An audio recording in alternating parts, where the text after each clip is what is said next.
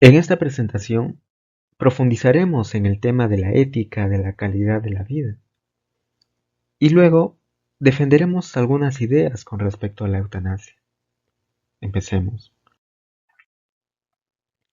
En la década de los 80, en la mayoría de los hospitales de Estados Unidos, habían carteles con las siguientes palabras: en cada sala de partos, cada sala de pediatría y cada unidad de cuidados intensivos infantiles. Un cartel con las siguientes palabras: el no alimentar y cuidar de modo no discriminatorio a los recién nacidos discapacitados en estas instalaciones está prohibido por la ley federal. El cartel decía a continuación que cualquier persona que tuviera conocimiento de esta negación discriminatoria, de alimento o de la asistencia médica acostumbrada, debería contactar inmediatamente con el teléfono del niño discapacitado, y a continuación se daba un número de teléfono gratuito que funcionaba las 24 horas. Lo anterior tuvo como consecuencia que los médicos proporcionaran un tratamiento para prolongar la vida de algunos recién nacidos con graves discapacidades, a los que de otro modo se podría no haber tratado. Recuerdo mientras leía esta historia que en una ocasión un pediatra contó que pasó una hora muy angustiosa intentando resucitar a un recién nacido con múltiples discapacidades que de ningún otro modo tenía esperanzas de vida. ¿Por qué hizo esto? Pues principalmente por miedo a ser denunciado por alguna persona del hospital. En algunos otros casos, los padres se negaban a permitir que operaran a su hijo y simplemente les quitaban la custodia del hijo. La mayoría de los profesionales de la medicina que trabajaban en hospitales y estaban al cuidado de los recién nacidos pensaban que esta nueva directriz era impracticable. La Academia de Medicina señalaba que algunos estados eran simplemente no tratables y que no había razón para prolongar la vida de los niños en ese estado. La Academia mencionó 3 ejemplos: la anencefalia, la hemorragia cerebral que conlleva a la destrucción de la corteza cerebral y finalmente la falta de una gran parte de la región digestiva, por ejemplo los intestinos. Los bebés en este estado no pueden comer por la boca, ni siquiera por medio de un tubo hasta el estómago. Se les podía mantener vivos mediante algún tipo de mecanismo, ¿no? Un goteo directo a la sangre quizás, pero las perspectivas a lo largo de su vida o a largo plazo son malas. Incluso los cirujanos pediatras, que eran muy conocidos por su apoyo a las políticas pro vida, cuando les preguntaban cómo tratarían a un bebé que naciera sin corteza cerebral, simplemente contestaban que no se debería eh, impedir que nadie tratara a ese niño, pero que lo más conveniente que se debería hacer es tratárselos, darles una atención cariñosa, mientras se espera que pierda la vida en poco tiempo. En 1983 se aprobó la proposición de una nueva norma para, entre muchos otros cambios, reducir el tamaño del cartel que se tenía que poner en los hospitales. Sin embargo, lo más importante fue la declaración de que la ley, y aquí está la cita, de que la ley no exige la imposición de terapias inútiles que simplemente prolongan temporalmente el proceso de muerte de un recién nacido enfermo en fase terminal, como es el caso de los niños que nacen con anencefalia o hemorragia intracraneal. Los términos aquí son muy reveladores, ¿sí? Se evita cuidadosamente cualquier alusión a la calidad de vida. Los anencefálicos y los niños con muerte cortical nunca tendrán conciencia. Considerar este hecho como la base para juzgar si un tratamiento es, entre comillas, inútil, es hacer que la decisión dependa de una valoración de la calidad de vida del niño en cuestión. Claramente, es adoptar una ética social en la que se valoran unas vidas humanas y otras no. Se valoran por la calidad de vida. Esta es la lección más importante que podemos sacar de toda esta historia. A pesar de la importancia de mantener la ética de la santidad de la vida humana, a pesar de la experiencia médica y del compromiso de muchos de ellos con la postura pro vida, no se podía evitar hacer juicios sobre la calidad de vida, de la vida de los individuos en cuestión. Pero este no fue el final de la historia. Un año después, se promulgó una norma en la que se señalaba que solo se exige el tratamiento beneficioso desde el punto de vista médico. Esta última expresión, beneficioso desde un punto de vista médico, sirve para encubrir el hecho de que se está emitiendo un juicio sobre la calidad de vida cuando se dice, por ejemplo, que no es beneficioso desde el punto de vista médico mantener en un respirador a un niño que nunca estará consciente. La Academia Americana de Pediatría al parecer creía que esta norma era lo mejor que se podía conseguir y no se opuso a ella. Sin embargo, muchas asociaciones médicas argumentaron que las decisiones médicas se deberían dejar en manos de los padres, con el asesoramiento del equipo médico. Al final, la legislación especificó las situaciones en las que no era necesario el tratamiento. En ellas se incluía el tratamiento a niños en estado de coma irreversible, pues este es un tratamiento que simplemente prolongaría la agonía y sería prácticamente inútil para la supervivencia del recién nacido. El tratamiento en dichas circunstancias sería inhumano. De nuevo, es importante señalar aquí que en todas estas excepciones o en todos estos casos subyacen juicios sobre la calidad de vida.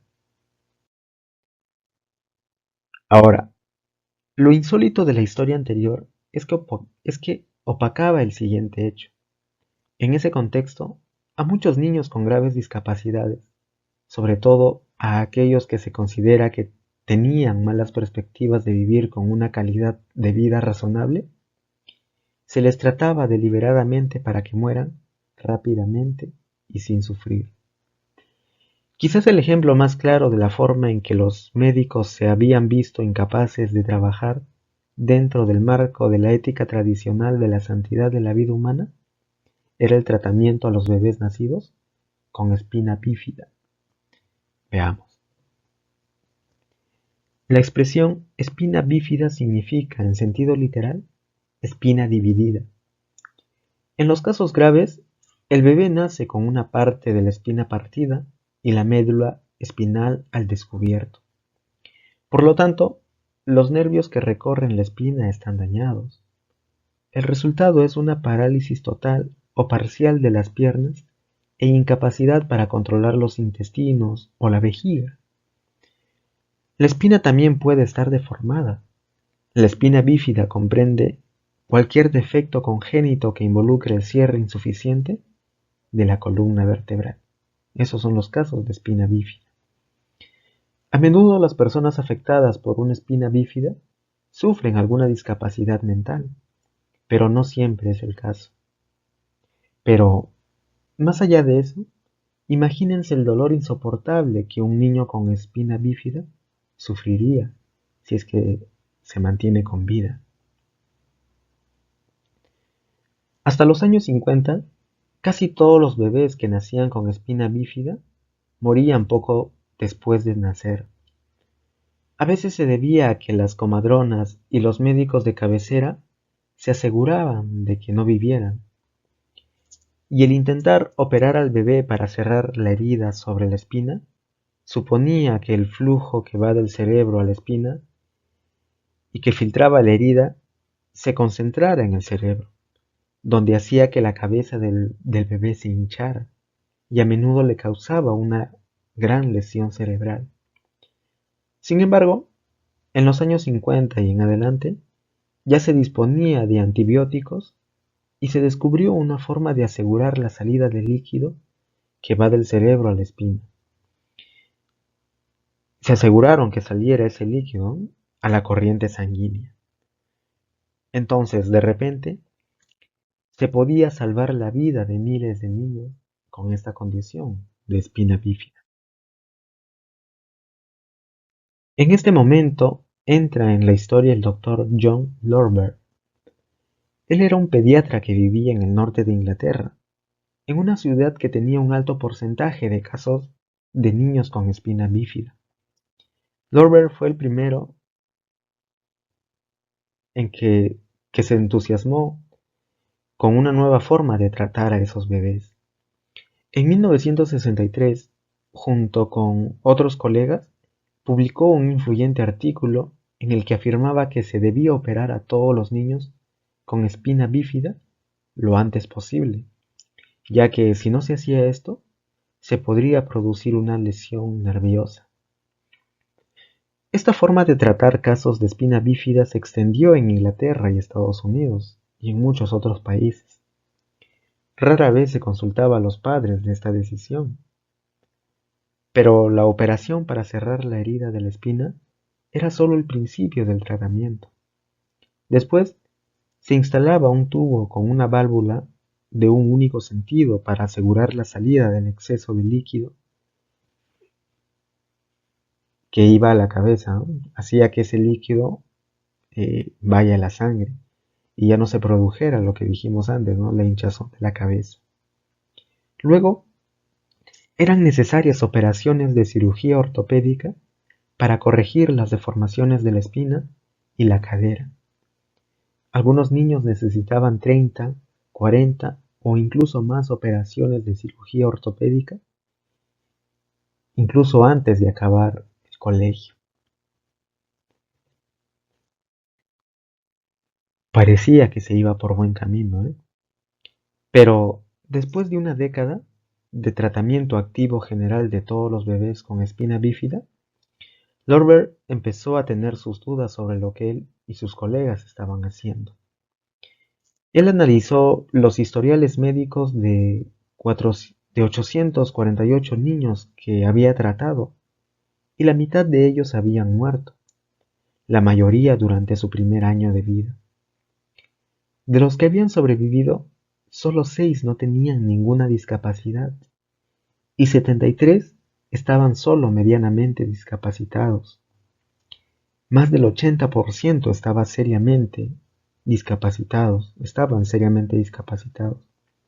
Es decir, padecían alguna o incluso más de las siguientes afecciones: ningún control de los intestinos o la vejiga, una parálisis tan seria que no podían caminar sin soportes, muletas u otros aparatos como sillas de ruedas, llagas por la presión en los pies, las rodillas o en otras partes del cuerpo, hidrocefalia que se trataba mediante un tubo de drenaje, lo cual requería nuevas operaciones para hacer frente a futuras complicaciones, ¿no? Etcétera. Además de estos problemas físicos, naturalmente casi un tercio de los niños que sobrevivieron estaban intelectualmente discapacitados. En vista de estas cifras, Lorber decidió que el entusiasmo inicial por la nueva forma de tratamiento había hecho que se utilizara sin reflexionar demasiado. Pidió una nueva valoración de las prioridades para estar seguro de que, con todos los esfuerzos intensivos y buena voluntad, no se haga más daño que bien. Entonces, sugirió una política más selectiva. Propuso que se examinara a los recién nacidos con espina bífida en busca de criterios adversos que indicaran con toda seguridad una grave discapacidad. Esto dejaba sin resolver una pregunta obvia, ¿eh? ¿Qué le sucedería a los demás, o sea, la mayoría de los bebés con espina bífida, a los que no se tratara activamente? La respuesta de Lorber era muy clara: ningún tratamiento. lo que significaba que no se debía hacer algo para prolongar sus vidas. Se dejaría abierta la herida. Si se producía una infección, no se administrarían antibióticos. Si se acumulaba un exceso de líquido en la cabeza, no se drenaría. No se les alimentaría a través de un tubo de alimentación. En vez de ello, se les mantendría cómodos y sin dolor con analgésicos. Antes de saber qué es lo que sucedió con esta propuesta, ¿qué opinarían de esta decisión? ¿Tienen algo que objetar acaso? Les hago esa pregunta para que reflexionen. Pueden detener el video y pensar en ello antes de saber qué sucedió con esta propuesta del doctor Lorber. Bien, el Ministerio de Salud y Seguridad Social de Gran Bretaña aprobó el tratamiento selectivo.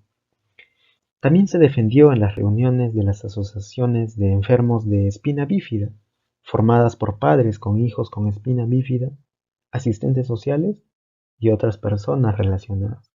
Es decir, en palabras simples, las personas involucradas en los casos de niños con espina bífida estaban de acuerdo con esta propuesta de Lorber.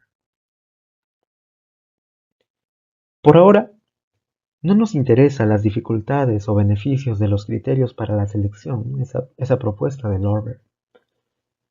Lo que nos interesa aquí es el, el principio de tratamiento selectivo mismo, porque mientras pensemos que hay algunos casos en que es admisible el tratamiento selectivo, estamos aceptando una ética de la calidad de la vida. Aquí hago la siguiente pregunta crucial. ¿Considerarían culpable de asesinato a un médico si, con el consentimiento de los padres, procura que un niño con graves discapacidades muera?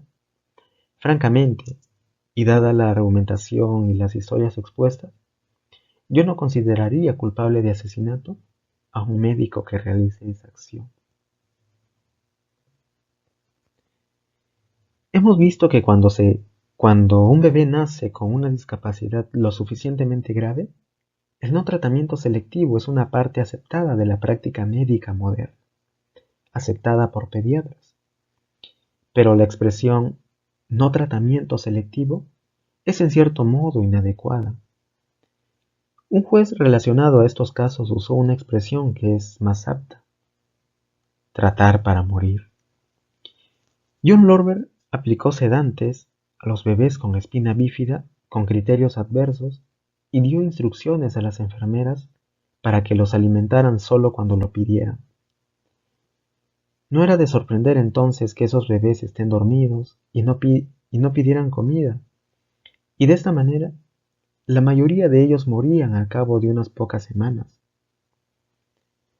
Alguien podría decir, ¿no?, como señaló una partidaria de los grupos pro vida, que ahora el no ser querido es ser culpable de un pecado capital. Este comentario da a entender que a los bebés no queridos no se les castiga con la muerte, ¿no? Da a entender eso. Pues bien, este comentario es vago en los siguientes aspectos. Primero, no se está hablando de que estos bebés sean culpables de algo. La práctica médica solo da a entender que hay circunstancias en que se puede poner fin a una vida humana inocente. En segundo lugar, esta aceptación no dice nada acerca de cómo tratar a las personas no queridas en general. Solo dice algo sobre cómo se puede tratar a los bebés cuyo gran sufrimiento no se quiere, no se desea. El hacer más público el infanticidio médico selectivo ha hecho que resulte más fácil ver lo que está sucediendo.